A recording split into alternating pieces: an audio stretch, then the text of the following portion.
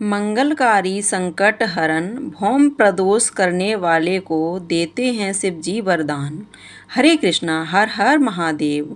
पावन प्रदोष व्रत का यह शुभ अवसर मंगल देव की कृपा और भगवान शिव के आशीर्वाद को प्राप्त करने का एक उत्तम साधन है।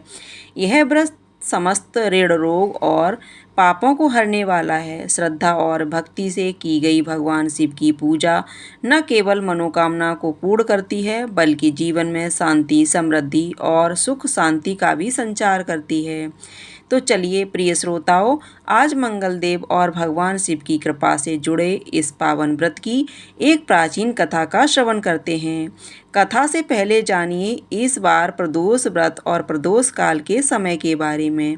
इस बार फाल्गुन शुक्ल पक्ष का और मार्च का पहला प्रदोष रहेगा 11 मार्च दिन मंगलवार को, और यह प्रदोष व्रत रहेगा 11 मार्च मंगलवार को। प्रदोष काल का समय रहेगा शाम 5:45 से 7:15 तक। इस समय के अंदर अंदर आप शुभ मुहूर्त में भगवान शिव का पूजन करने के बाद कभी भी अपने व्रत का पारण कर सकते हैं। प्राचीन काल की बात है, अवंती नगर में एक वृद्धा रहती थी। उसका एक ही पुत्र था। वृद्धा की हनुमान जी पर गहरी आस्था थी। वह प्रत्येक मंगलवार को नियम पूर्वक व्रत रखकर हनुमान जी की आराधना करती थी। एक बार हनुमान जी ने उसकी श्रद्धा की परीक्षा लेने की सोची। हनुमान जी साधु का वेश धारण कर वृद्धा के घर गए और पुकारने लगे, है कोई हनुमान भक्त जो हमारी इच्छा पूर्ण करे? पुकार सुन वृद्धा बाहर आई और बोली, आज्ञा हो महाराज।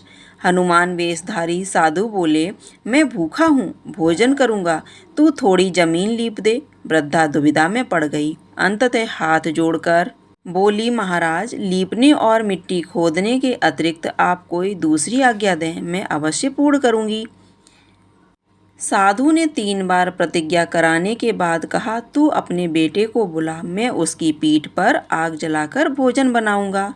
यह सुनकर वृद्धा घबरा गई, परंतु वह प्रतिज्ञाबद्ध थी। उसने अपने पुत्र को बुलाकर साधु के सुपुर्द कर दिया। वेशधारी साधु हनुमान जी ने वृद्धा के हाथों से ही उसके पुत्र को पेट के बल लिटवाया और उसकी पीठ पर आग जलवाई। आग जलाकर दुखी मन से वृद्धा अपने घर में चली गई। इधर भोजन बनाकर साधु ने वृद्धा को बुलाकर कहा, तुम अपने पुत्र को पुकारो ताकि वह भी आकर भोग लगा ले।